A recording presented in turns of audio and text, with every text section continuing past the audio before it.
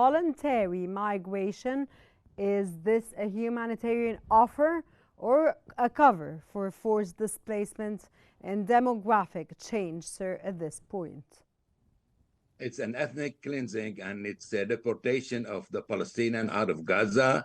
And we all know his game. And he's trying to implement his friend's Jared Kushner's plan, because Mr. Kushner and his father-in-law and the Trump organization, as you know, want to take over Gaza and make it the Riviera of the Middle East. It's not going to happen. It's a dream, and the dream will never be accomplished. Netanyahu doesn't want to stop the war, because if he does, he will lose the majority in his government, and his government will collapse. Therefore, he wants to continue with killing the Palestinian, starving the Palestinian children, and the whole world is watching. All we hear from them criticism, while the Palestinian people are suffering.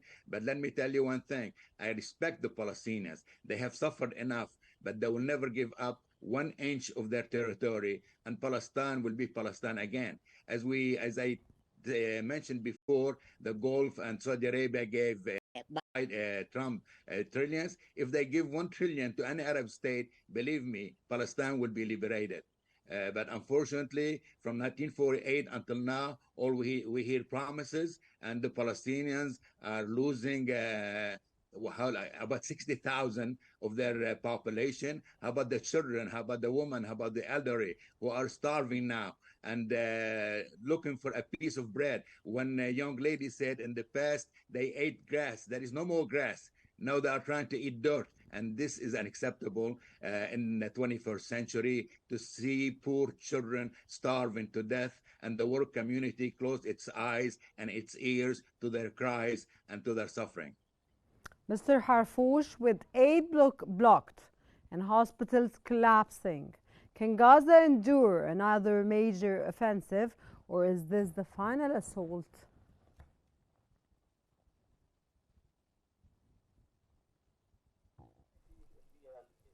You know, hospitals and all the hospitals are out of service now. There are 35 hospitals that were targeted by Israel, and now you know, the medical care is now one of the goals of this war. And I don't think that after 22 months of this war, I don't think that the people in Gaza will be able to keep on going with this war and will be able to endure any more minute of this war. There are martyrs from the medical people, you know. We have like 1,400 doctors and nurses, and so Israel is targeting everything. They're targeting hospitals, doctors, schools, churches and mosques, even the infrastructure. They have displaced the people in Gaza more than 20 times, and today they are centered in Muwati. More than 1.5 million Palestinians are there, and there is a last threat that the Gaza Strip will be occupied, and the first phase of starting this military operation, they are asking 100,000 Palestinians to be displaced again. And so this will mean that there will be 2 million Palestinians in a very tight area that can't just, you know, won't be enough for this huge number of the Palestinians. And they don't also have aid, and this aid, the aid that enters is just not enough.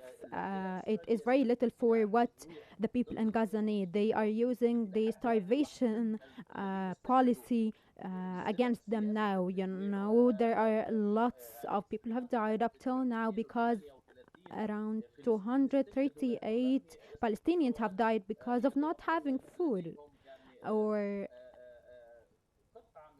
you know, they don't have even a piece of bread. They don't have rice. There were also 9 children that died because of not being fed for a few months. And so this famine and the situation that Palestine has been living in for 22 months, the Israeli occupation is still continuing the ethnic cleansing and the bloodshed. Mr. Francis, with over 108 groups blocked and starvation increasing and rising, is Israel weaponizing hunger to break Gaza's will? Yes, that's what the Israeli government is doing in order to force the Palestinian out of Gaza. But unfortunately, people are dying. And as your guest speaker said, people are starving. There is no bread, there is no food, there is no water, there is no medicine.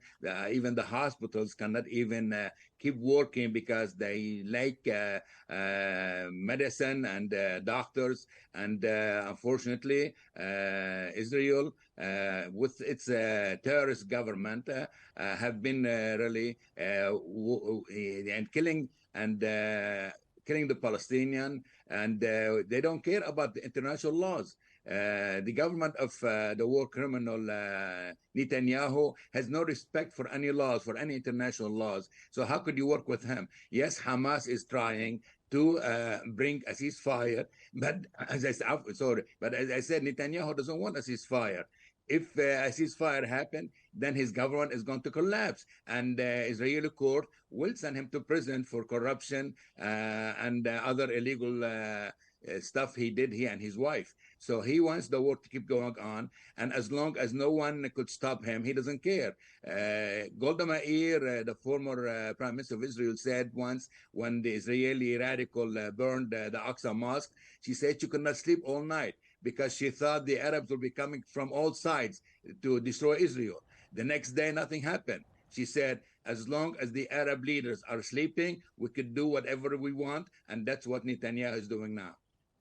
Mr. Harfouch, Netanyahu's voluntary migration echoes ethnic cleansing. Do Palestinians see any safe future under such threats? And of course, you heard Mr. Francis when he said that the Palestinians are resilient and that they're not going to give up their land under any situation.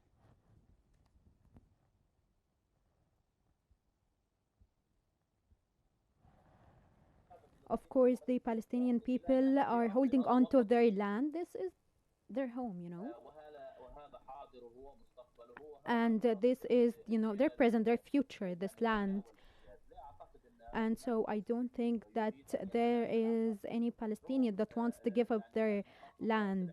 But the Israel's plan is to displace the people using policies like the ethnic cleansing, or also through what they are doing in the West Bank, through using the policies of the strikes and the war and everything. But all the Palestinians, they agree on not wanting to have the same thing that happened in 67, the Palestinians leaving their land. So the Palestinians will keep on holding to their land, and they will stand their ground, even though with everything that Israel is doing with the ethnic cleansing and everything. And so they are, and with them trying to make this land empty and not have any Palestinians there.